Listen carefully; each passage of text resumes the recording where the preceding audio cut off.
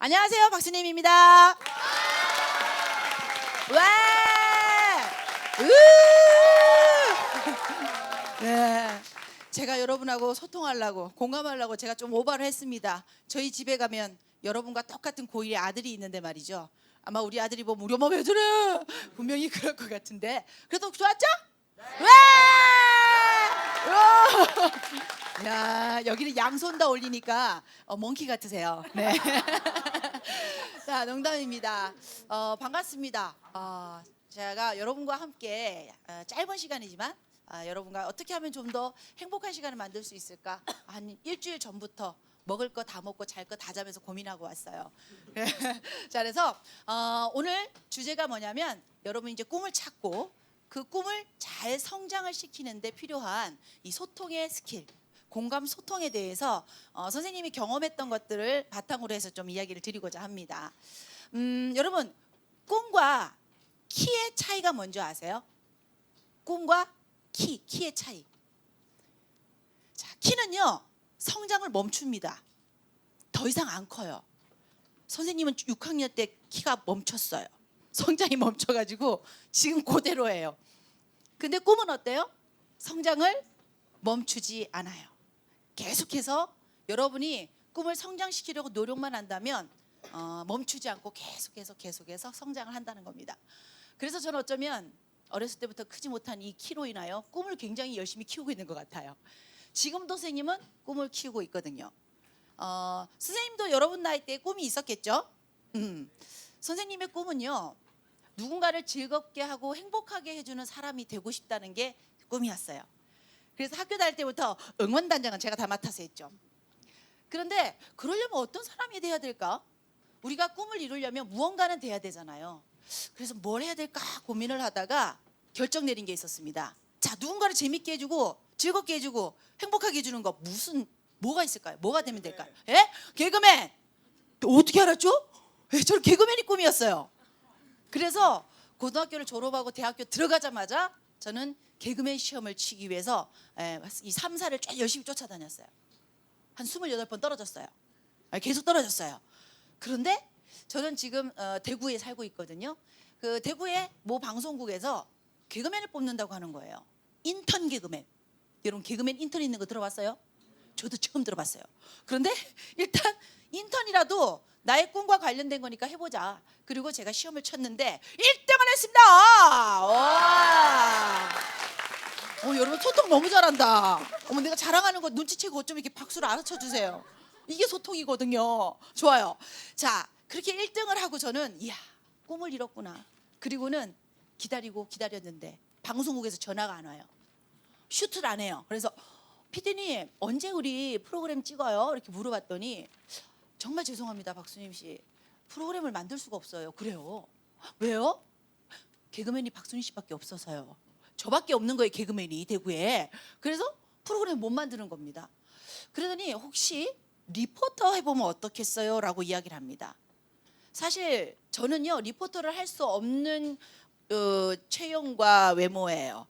리포터 언니들은요 키가 160 이상 되셔야 되고요. 그리고 외모도 보면은요, 우와, 여기 있는 친구처럼 이 정도 예뻐 주셔야 돼요. 그런데 저에게 리포터라는 제안이 오니까 얼마나 행복했겠어요. 그래요, 하겠습니다. 그리고 뭐 꼭 개그맨만 사람들 재밌게 해주나요? 리포터도 재밌게 해줄 수 있잖아요. 그래서 리포터라는 걸 저는 얼떨결에 하게 됐어요.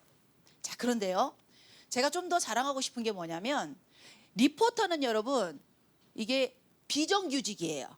맞죠? 우리가 좀 더 아름답게 표현해서 프리랜서라고 얘기하죠. 프리랜서. 예, 하지만 실질적으로는 아주 배고프고 굉장히 힘든 직업입니다.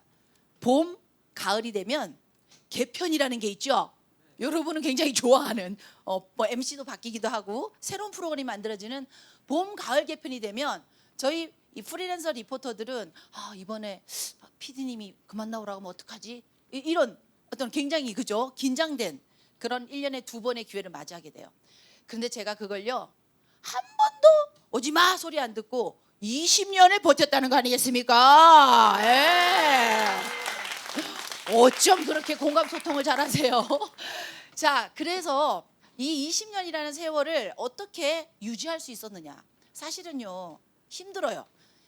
밑에 그 후배들이 계속해서 오잖아요. 시험 치러 오잖아요. 그러면 저같이 아줌마 리포터가 텔레비 나오는 게 좋겠어요? 예쁜 20대 언니들이 나오는 게 좋겠어요?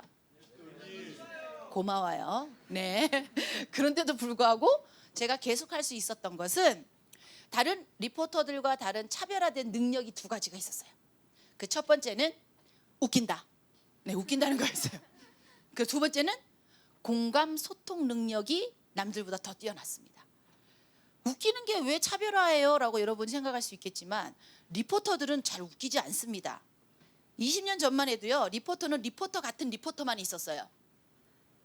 안녕하십니까? 저는 지금 사북고등학교에 나와 있습니다. 자, 우리 친구들 꿈 찾기를 하고 있다고 하는데요. 그 현장으로 가보실까요? 다 요런 애들이었어요. 지금은 개그맨들도 많이 리포터를 하기 때문에 지금 웃긴 그 리포터들이 있지만 예전엔 거의 정형화된 리포터들이었습니다. 그런데 저는 그렇게 했었을까요? 안녕하세요, 박수님입니다. 지금 제가 나와 있는 곳은요, 이 강원도에서 책을 가장 많이 사본다는 사북고등학교에 나와 있습니다.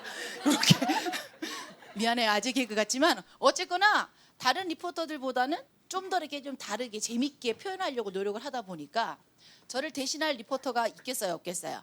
네, 그 당시에는 없었어요. 그래서 사실은 좀 그 외모도 좀 안 되고 키도 작았지만 저는 20년 동안 계속 할 수 있었어요. 자, 좋아요. 이거는 여러분들이 뭐 억지로 웃기는 능력을 만들어라는 얘기는 아닙니다. 근데 이 두 번째가 중요한 거예요. 이건 누구나 할 수 있는 능력이거든요. 공감 소통 능력이에요. 선생님이 그 재난 방송을 하는 데를 갔었어요. 재난 방송을 하는 건데 이제 홍수가 막 오면은 막 집 무너지고, 그죠? 그런데 가면은 저희가 꼭 재난 특집 방송 이런 걸 합니다. 그 현장에 가서 이만한 녹음기를 들고 가서 지금 현장을 모습을 이렇게 담아와야 되는, 녹음을 해와야 되는 것들이 있었어요. 그런데 그 현장을 가보면 물 난리 났죠. 짐 다 끄집어내가지고 바지 동동 걷어서 물 퍼내고 그러는데 거기 가서 저기 MBC에서 나왔는데요, 인터뷰 좀 해주시죠. 이렇게 하면 누가 이거 이해해드리죠 이러겠어요? 여러분이라도 지금 굉장히 어때요?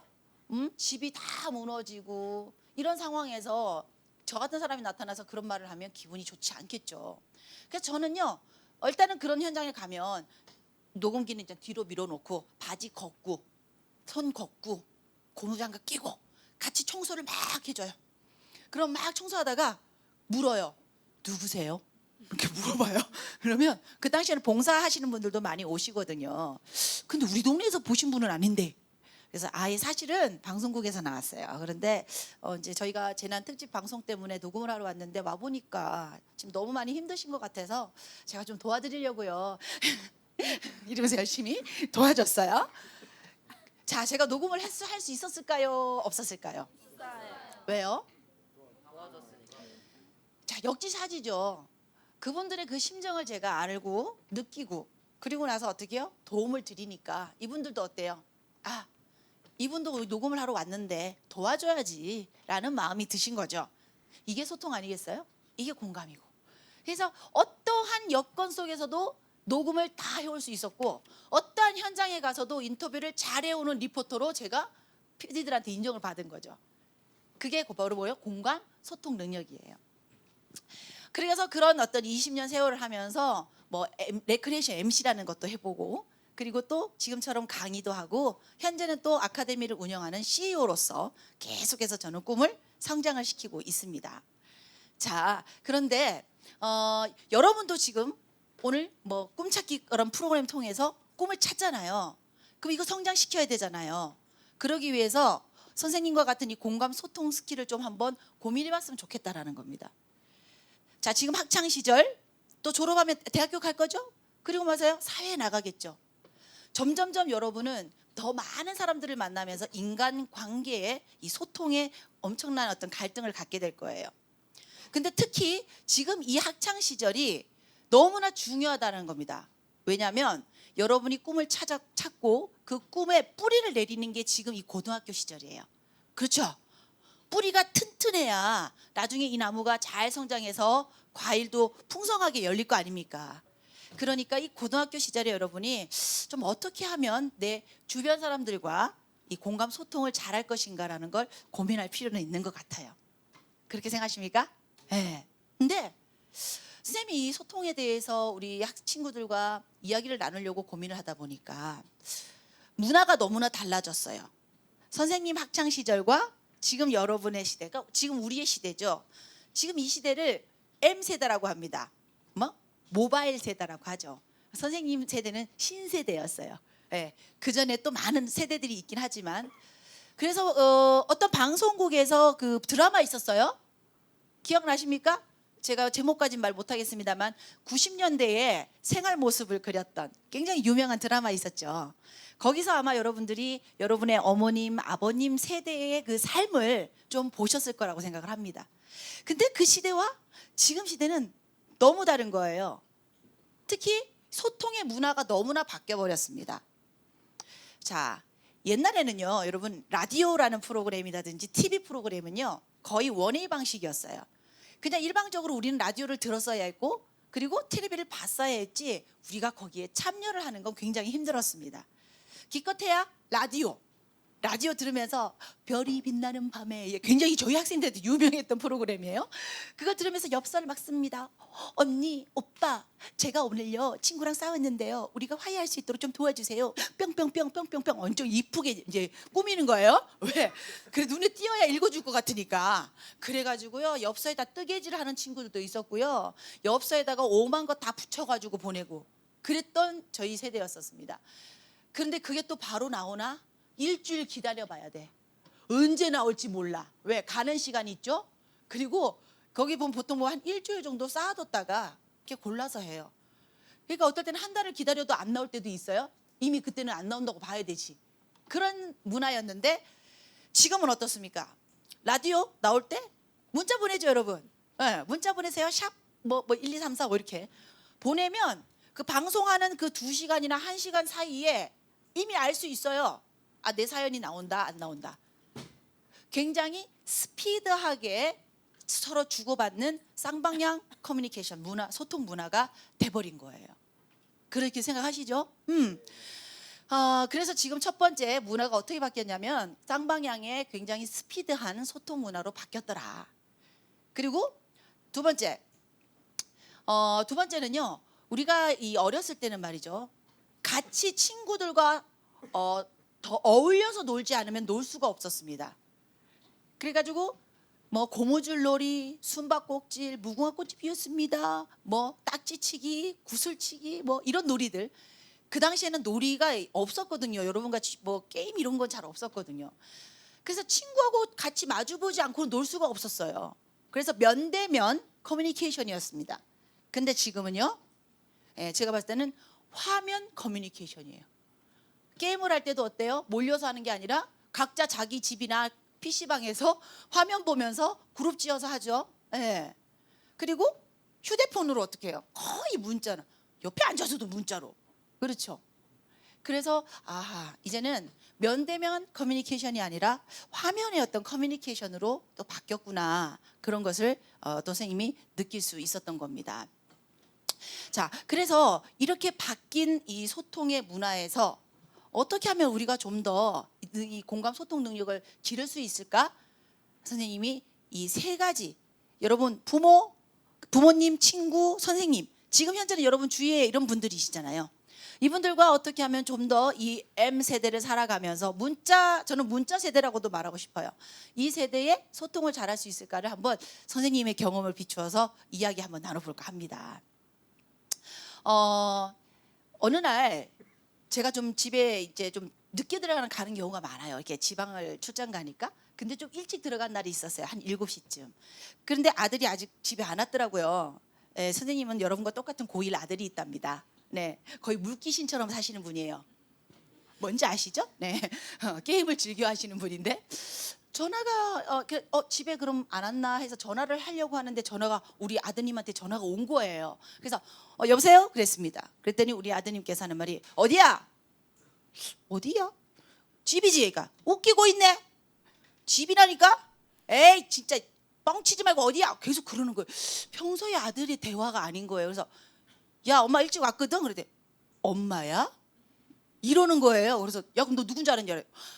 친구한테 건다는 게 이러면서 이때 저는 너무 황당했던 게 어떻게 친구 목소리하고 엄마 목소리를 구분 못하냐고요. 그것도 남자친구인데. 에? 그 제가 목소리가 조금 좀 쉬었었던 것 같아요. 근데 그걸 딱 보면서 야, 친구들 간에도 얼마나 문자로만 소통을 했으면 사실 그 수시간 짧은 시간에 친구 목소리를 못 알아들었을까 그런 생각도 했어요. 그리고 한때 이렇게 유행했었어요. 그 노란 풍선 대화 있죠? 노란 풍선 아시죠?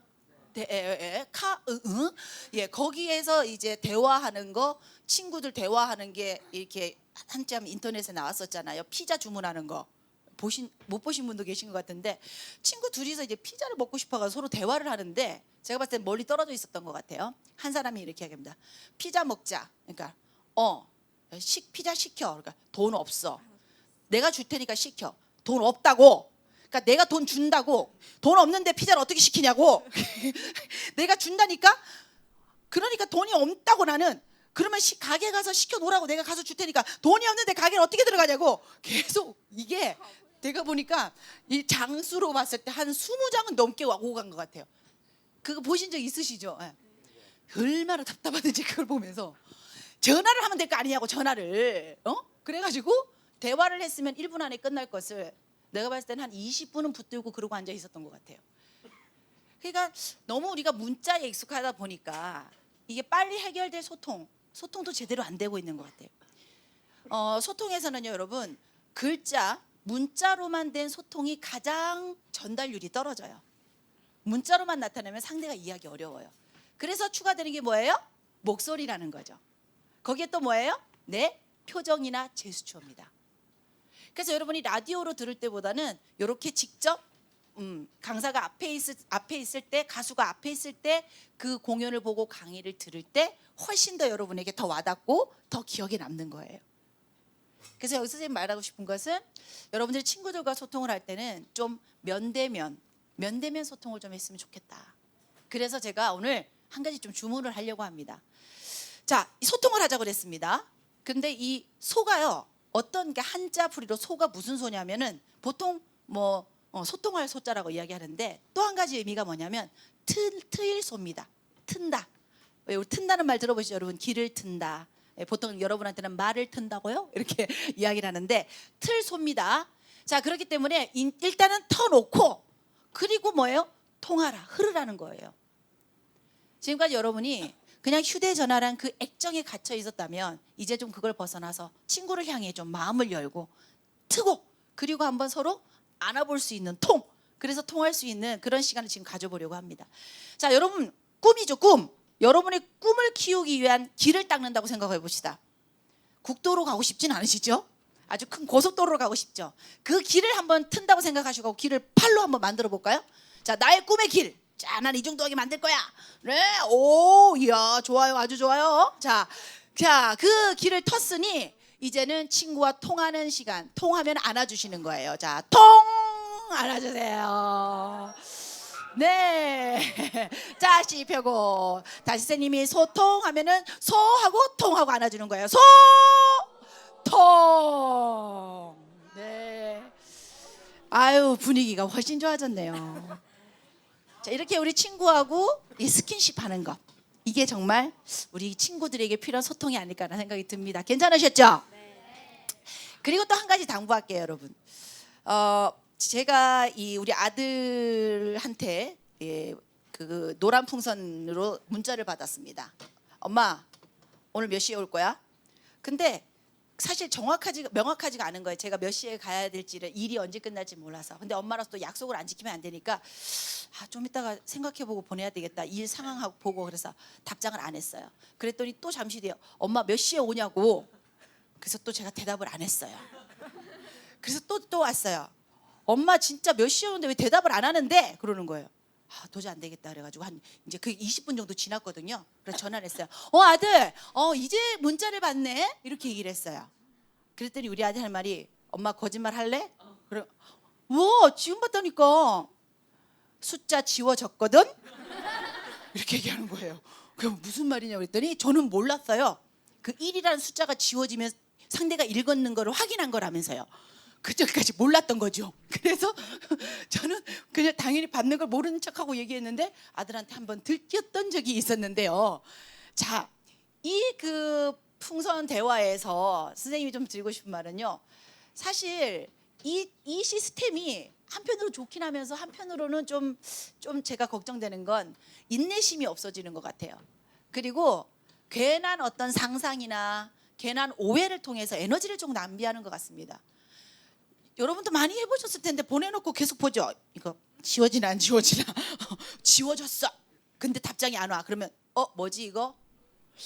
불안한데? 그래서 한번 다시 또 넘겨보죠. 그래서 말이야. 그러면서 해. 근데 또 지워졌는데 또 안 보내. 이것 봐라. 나한테 삐졌나 화났나 뭐지? 이러면서 혼자 막 상상을 합니다. 그죠? 근데 만약에 그 상황이 어떤 상황인지 우리는 알 수 없잖아요.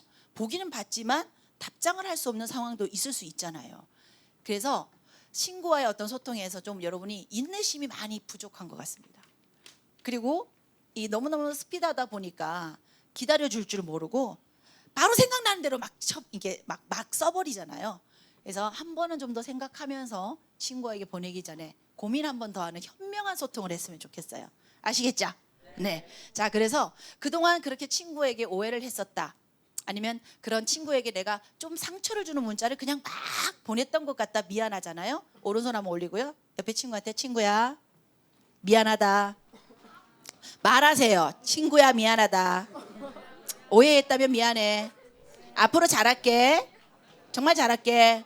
잘하자. 자, 왼손 올리시고요. 왼쪽 친구를 두드리세요. 니나 잘해라. 니만 잘하면 되거든.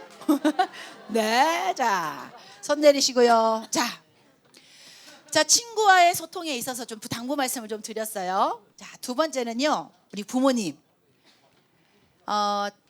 저는 저희 엄마죠. 우리 아들에게는 외할머니죠. 같이 이렇게 살아요.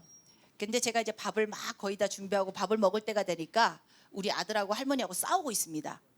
뭐 때문에 싸우느냐? 밥을 다 차려놨는데 아들이 방에서 나오질 않는 거예요. 왜? 이걸 하고 계시는 거죠. 근데 할머니가 밥 다 차려놨으니까 빨리 끄고 나와. 우리 아들은 못 끈다고. 왜냐하면 게임이 연합을 해서 하잖아요. 그런데 이걸 나가버리면은 이제 뭐죠? 나중에 왕따를 당한다고 하더라고요. 그러니까 우리 아들은 끝내놓고 나가야 되는데, 야, 그거 끊으면 되지. 왜 못 끊었나? 그냥 플러그를 확 뽑아버렸어요. 우리 아들 할머니 뭐라고? 이러면서 할머니를 한 달 내도록 원망했어요. 나는 할머니 때문에 얘들하고 이제 게임도 못한다고. 예, 그런 문화를 할머니는 알아요? 몰라요? 할머니는 텔레비를 보다가도 밥 먹을 때 되면 텔레비 끄고 와서 먹으면 됐기 때문에 뭐 컴퓨터 게임하다 끄면 되지 왜 안 돼? 물론 할머니니까 그 갭이 컸겠지만 사실 우리 부모 세대, 저 세대, 저만 해도 아직은 이 적응 시기인 것 같습니다. 그래서 여러분들과 이 갭이 커요. 세대 차이라고 이야기를 하죠. 이 갭이 큰 이 소통의 문제에서 정말 여러분들이 좀 배려를 좀 해줘야 된다. 여러분은 이 M세대를 살고 있지만 우리 어머님들은, 우리 아버님들은 신세대. 그래서 지금의 이 문화를 따라가기가 너무나 힘이 될 수도 있다라는 겁니다. 그리고 한 가지 더 부탁한다면 저희 세대라고 하겠습니다. 여러분의 부모님 세대는요, 정성스러운 소통을 했던 사람들입니다. 행운의 편지라고 아시죠? 네, 요즘에 보니까 문자로도 오더라고요. 우리 때도 있었답니다. 근데 그때는요 문자가 없었잖아요. 손으로 다 썼어요. 그거 7통 쓰려면 정말 힘들어요. 그 당시 복사기도 잘 없었거든요. 그리고 또 밤새 써가지고요. 지금은 여러분 뭐예요? 그 복사 붙여넣기 하면 되잖아요. 우리는 직접 일일이 댕겨야 됩니다. 일일이 다니면서 줘야 됩니다.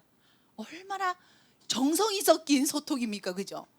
그러다 보니까 굉장히 소통하는 데 있어서 상대방에게 질적으로나 양적으로나 많이 받았을 때 만족을 해요. 자, 무슨 말이냐면 이왕이면 글자로 하는 것보다는 이왕이면 전화해 주면 좋겠고 이왕이면 더 찾아와서 얘기해 줬으면 좋겠고 이게 부모님들이에요. 그리고 뭡니까? 자, 질적으로 양적으로 했죠. 내가 한 문장을 보냈으면 여러분은 2문장 보내주길 바라는, 양적으로 좀 더 많이 주셨으면 하는 여러분의 그 마음을 받고 싶은 거예요. 제가 우리 아들하고도 이제 전화를 잘 안 받아요. 왜 이렇게 전화를 안 받아요, 여러분? 전화를 잘 안 받으면 답답하니까 어떻게 해요? 문자를 보내겠죠. 아들, 오늘 또 늦는구나. 좀 빨리 좀 다녔으면 좋겠는데 오늘 빨리 와. 답이 없어요. 전화도 안 받고 너 문자 대답도 안 오고 너 그럴 수 있겠어? 엄마 정말 화가 나거든? 그러니까 한참 뒤에 답장이 왔어요. 뭐라고 왔을까요? 동그라미. 하나예요. 동그라미 하나. 더 화가 나가지고 야, 너 장난하냐? 엄마한테 지금 이게 뭐야? 엄마는 지금 말이야 화가 나고 지금 너무너무 지금 네가 안 와가지고 걱정되는데 지금 이런 식으로 할 수가 있어? 너 일주일 동안 정말 이제는 전화기 압수야 딱 했어요. 그랬더니 또 뭐가 하나가 딱 날라왔어요. 이 그림 있죠? 화났다는 표현 이걸 딱 보낸 거예요. 아, 너무너무 섭섭한 거 있죠. 저는 장문의 글을 몇 칸이나 보냈는데 띵, 몇 칸을 보냈는데 띵 이렇게 보내니까 여러분 부모님은 상처받습니다. 제발 여러분들이 이제 부모님께 답장을 하실 때는요, 엄마가 했던 말, 아빠가 했던 말을 한 번만 더 언급해 주면서 거기다가 응 하나 붙여주면 됩니다. 일찍 와 그러면 응 일찍 갈게 그거만 해주면 되는데 동그라미 그렇게만 하지 말아주시고요. 또 뭡니까? 거기에다가 좀 더 친절하게, 자 이거 양쪽으로 늘린 거잖아. 질적으로 좀 늘리기 위해서 뭐예요? 이모티콘, 이모지 넣으시면 됩니다. 근데 그것만 날리면 기분 나빠. 근데 양쪽으로 늘려서 쓴 데다가 거기다가 오케이 그러니까 이렇게 넣어주면은 뭔가 풍성한 느낌이 드는 거예요. 정성이 들어가 보이잖아요. 어머님 아버님께 효도하는 소통 아시겠죠? 꼭 좀 기억해 주시면 감사하겠습니다. 자 마지막으로 제 사촌 동생이 고3이거든요. 고3이에요 지금. 고3인데 얼마 전에 면접을 보러 간 거예요. 거기는 이게 취업반이었거든요. 그래서 면접을 보고 와가지고는 저한테 그러는 거예요. 언니 나 면접 보러 가가지고 진짜 너무 힘들었어요. 그래서 왜? 그랬더니 질문을 막 하는데 이런 질문을 하더래요.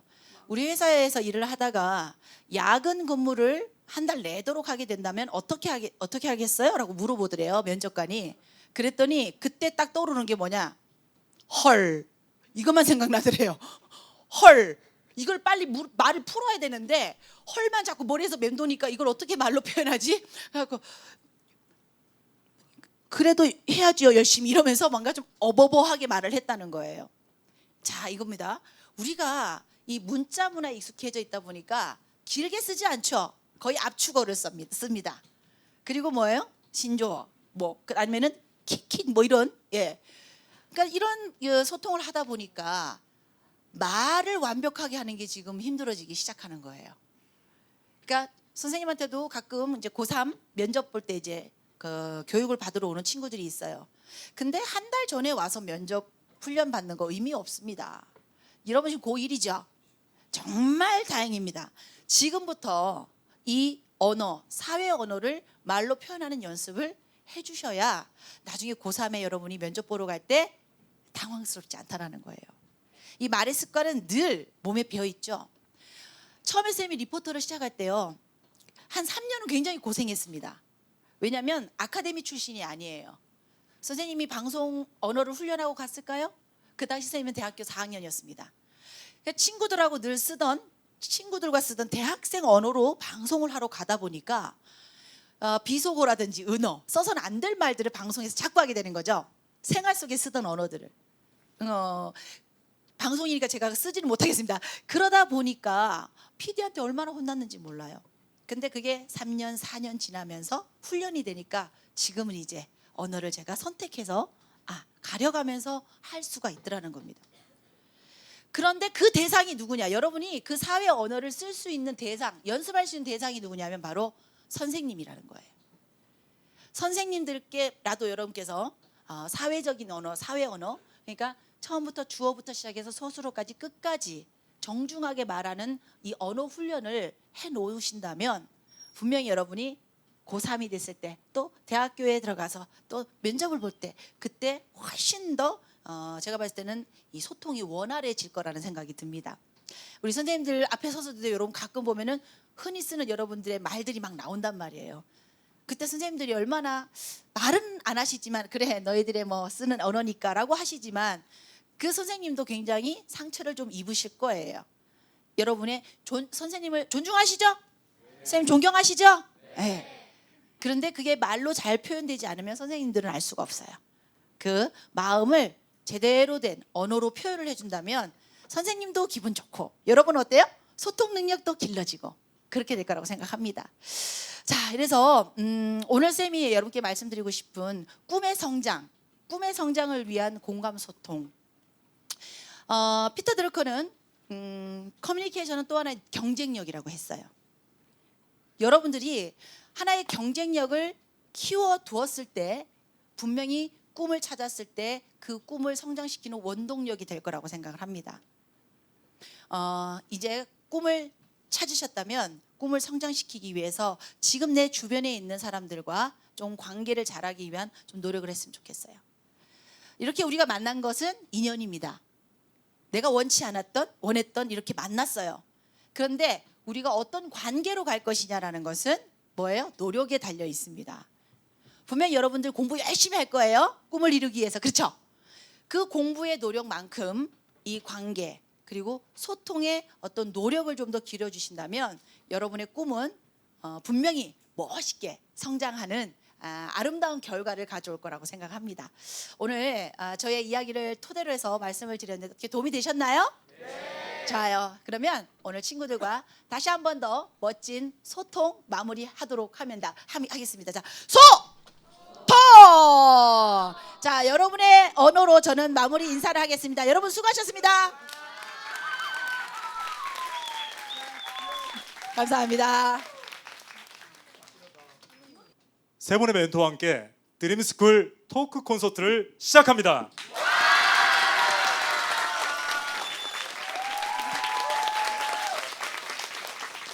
나사에서 우주인 훈련할 때 시뮬레이터 안에 우주인이 딱 자리 잡은 다음에 센서를 몸에 부착한대요. 그리고 상상을 시작해요. 100m 달리기. 자, 출발선상에 딱 제자를 잡고 총성이 울리자마자 뛰쳐나가는 상상을 시작하는데 모니터엔 가만히 앉아있는 사람 몸에서 생체 리듬이 활성화되는 게 바로 찍히기 시작해요. 몸에서 땀도 나고 긴장도 되고 이렇게 꿈과 생생하게 소통하다 보면 우리 꿈에 조금 더 가까이 갈 텐데 오늘 세 분의 멘토와 함께 꿈과 소통하다 그 이야기를 함께 나눠보도록 하겠습니다. 자, 인생은 네모다 이 단어를 생각할 때 우린 이런 단어가 가끔 생각나요. 인생은 소통이다. 자, 우리가 살아가면서 세 가지 소통이 필요한데 첫 번째, 자기 자신과의 소통. 나는 어떤 사람이죠?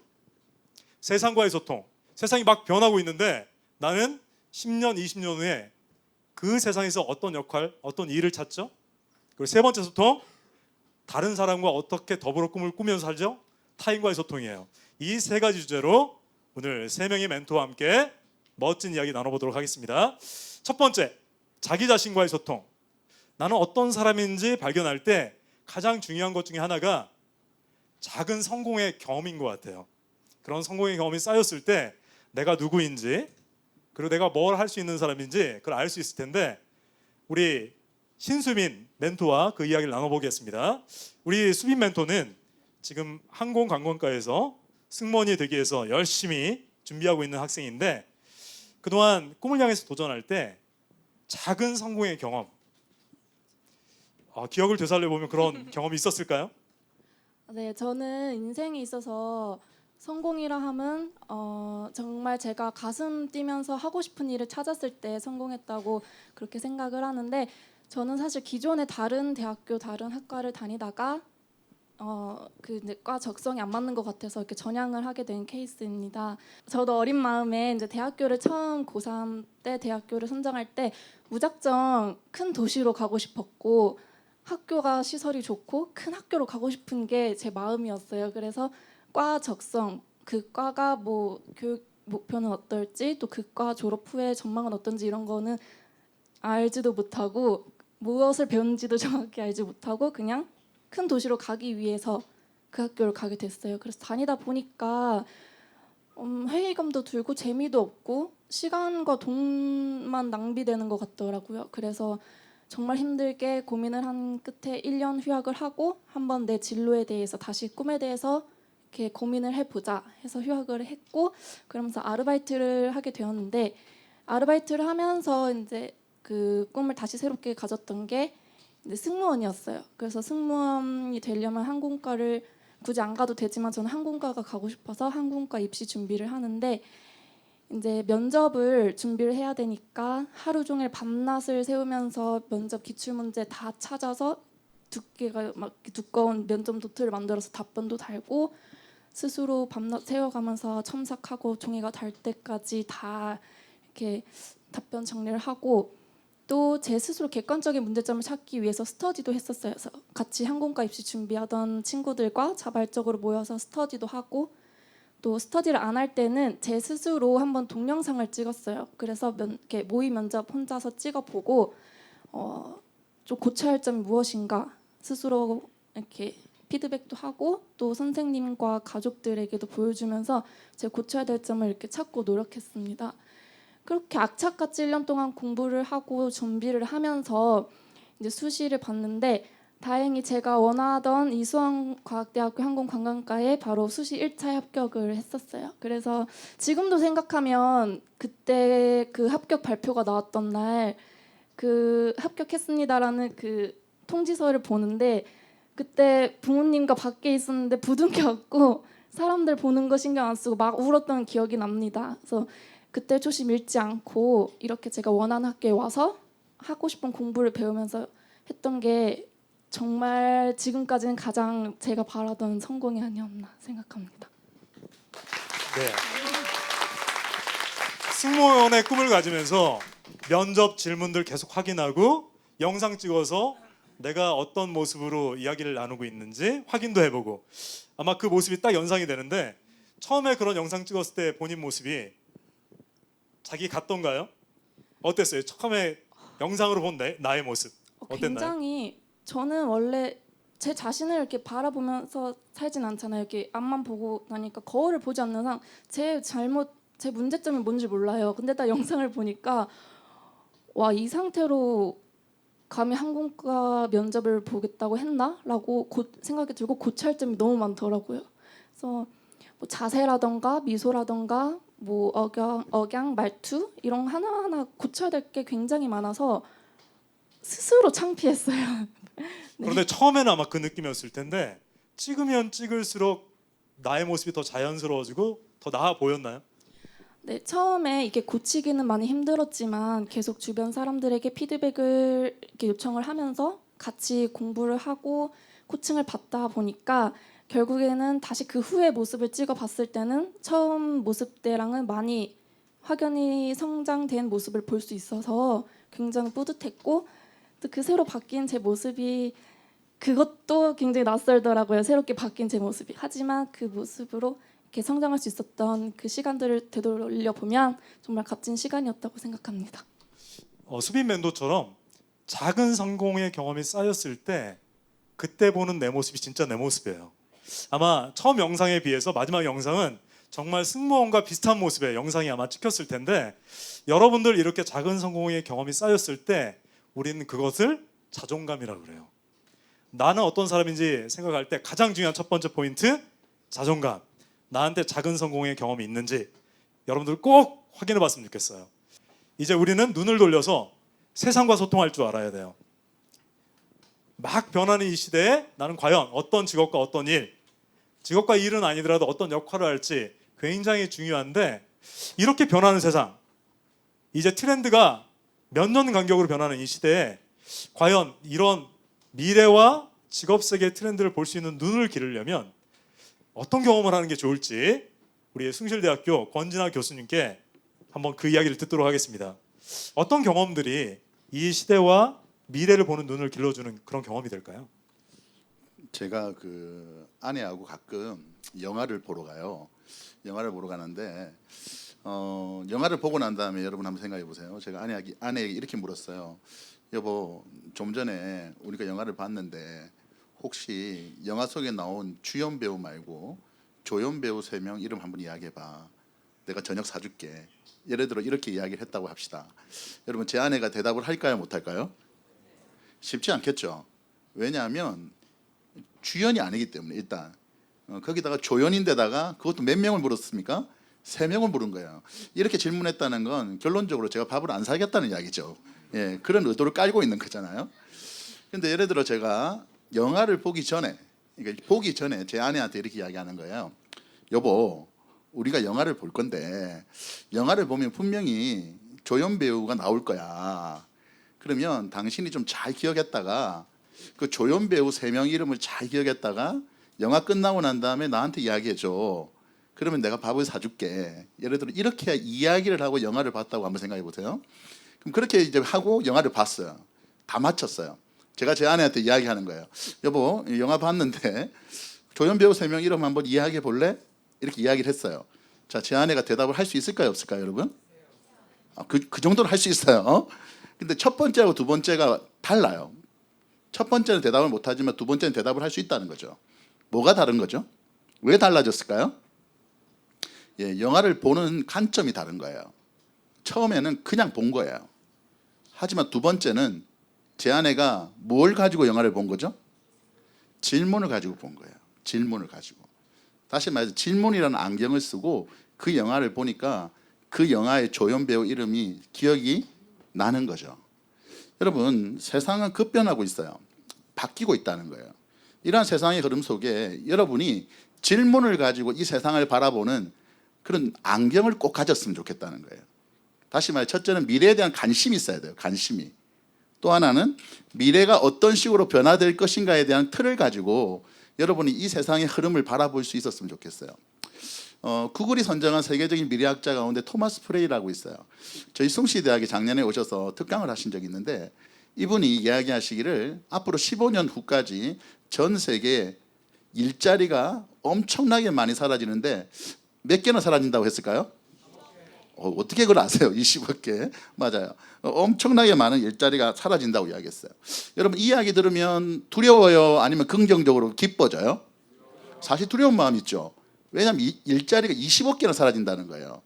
근데 저도 처음에는 그렇게 생각을 했어요. 하지만 이 토마스 프레이 강연을 들으면서 제가 알게 된 게 뭐냐면 이분이 말하는 20억 개 일자리가 사라진다는 것은 결국 사람들의 손에서 일자리가 멀어지고 만약에 그 일자리를 잃어버린다고 한다면 여러분 인간은요 기본적으로 일자리가 없다고 집에서 놀겠습니까? 그렇진 않겠죠. 뭔가 또 새로운 것을 찾아 움직이겠죠. 결국 20억 개 일자리가 사라진다는 말은 사람들은 새로운 일자리를 찾아서 최선을 다해서 노력한다는 거예요. 결국 일자리가 사라진다는 것은 무슨 이야기냐면 새로운 일자리가 그만큼 생겨난다는 거죠. 그러면서 토마스 프레이가 했던 중요한 이야기 가운데 앞으로 발전된 산업의 흐름이 바뀌는데 주로 이제 어떤 산업들이 발전하느냐라고 했을 때 뭐 사물 인터넷 들어보셨습니까? 뭐 3D 프린터, 그다음에 드론, 그다음에 뭐 무인 자동차 이런 어떤 산업의 흐름이 일어날 거라고 이야기했다는 거예요. 여러분 이런 것들이 바로 미래에서 오는 사인이에요. 신호예요. 여러분이 이런 사인에 민감하게 반응할 수 있어야 돼요. 그리고 또 하나는 이러한 미래에서 오는 사인과 여러분이 소통할 수 있어야 되고요. 더 나아가서는 소통하시면서 그 미래를 바라보면서 좀 더 구체적으로 여러분의 꿈을 준비해 나가야 된다는 거예요. 그러면 어느 순간 그 미래의 현상이 여러분 앞에 현실로 다가오게 될 거라는 거죠. 그런 미래의 사인을 여러분이 얻을 수 있는 많은 방법이 있어요. 저는 여러분이 좀 인터넷을 좀 잘 활용했으면 좋겠어요. 인터넷에서 여러분 주로 많이 가는 사이트가 뭐죠? 뭐 연예인 사이트, 뭐 아마 게임 사이트 이런 데 많이 가시는데 그런 데도 가셔야 되겠지만 더 여러분이 관심을 가지고 찾아가야 될 사이트가 있는데 그게 뭐냐 하면 좋은 분들의 강연 사이트예요. 미래를 예측하면서 여러분이 좋은 아이디어를 줄 수 있는 좋은 분들의 강연 사이트에서 여러분이 인사이트를 많이 얻었으면 좋겠고요. 또 하나 커리어넷이라고 있어요. 그죠? 한국 직업능력개발에서 만든 직업과 적성에 관한 여러분이 도와줄 수 있도록 만든 사이트가 있는데 거기 가면 미래 직업 흐름이 나와요. 또 어떤 직업이 유망한지가 나온다는 거죠. 여러분들이 그런 사인에 좀 민감하게 반응했으면 좋겠어요. 제가 결론적으로 좀 말씀드리면 여러분이 미래를 예측하는 것도 상당히 중요해요. 미래를 예측해서 여러분이 꿈을 이루어 나가는 것 너무나 소중해요. 근데 제가 욕심 좀 부린다면 여러분이 미래를 예측할 뿐만 아니라 여러분이 그 예측한 꿈을 이루기 위해서 열심히 노력할 뿐만 아니라 여러분 스스로가 미래를 창조해 나가는 그런 멋진 리더들이 됐으면 좋겠어요.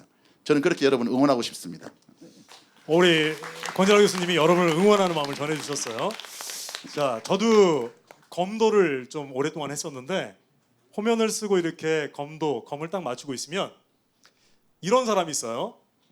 상대방 칼에 맞지 않으려고 상대방의 칼끝만 이렇게 주목하는 사람이 있어요. 그게 왼쪽으로 움직이면 나도 살짝 피하고, 이쪽으로 움직이면 반대쪽으로 피하고, 그거를 한자로 볼견자를 써요. 똑같이 보는데 볼견자를 써요. 그런데 어떤 사람은 상대방의 칼끝을 보는 게 아니라 그 사람의 발끝을 봐요. 엄지발가락을 보면 어디로 갈지 예측할 수 있으니까. 또 호면 뒤에 있는 상대방의 눈을 봐요. 상대방이 나의 어디를 보고 있는지. 이렇게 보는 걸 볼관자를 써요. 똑같이 보지만 여러분들이 미래를 볼 때 볼견자가 아니라 볼관자로 꿰뚫어 왔으면 좋겠어요. 오늘 드림스쿨 토크 콘서트 세 분의 멘토들과 멋진 시간 보냈습니다. 큰 박수 한번 보내주실까요?